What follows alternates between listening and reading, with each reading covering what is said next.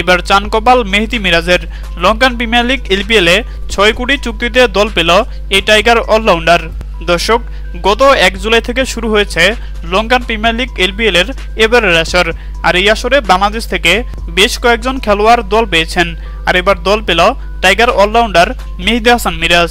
গোল marbles মেহেদী হাসান মিরাজকে পুরো টুর্নামেন্টের জন্য ৬ কোটি চুক্তিতে দলে ফিরিয়েছে। কেননা ব্যাটিং অর্ডারে ওপেনিং পজিশন থেকে ৭ নাম্বার পজিশন পর্যন্ত যে কোনো জায়গায় ব্যাটিং করতে নেমে দুর্দান্ত ব্যাটিং করে থাকে মেহেদী হাসান মিরাজ, এবং কি দলের গুরুত্বপূর্ণ সময়ে বোলিং করতে এসে উইকেট শিকার করে দলের জন্য অন্যতম অবদান রাখে এই অলরাউন্ডার খেলোয়াড়।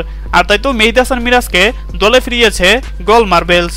আর এলপিএল খেলার জন্য খুব শীঘ্রই শ্রীলঙ্কার বিমান ধরবেন মেহেদী হাসান মিরাজ। হ্যাঁ দর্শক, আপনাদেরকে বলছি, আপনাদের কি মনে হয় এলপিএলে মেহেদী হাসান মিরাজ ভালো পারফর্ম করতে পারবে? জানিয়ে দিন আপনাদের গুরুত্বপূর্ণ মতামত আমাদের কমেন্ট বক্সে। ধন্যবাদ।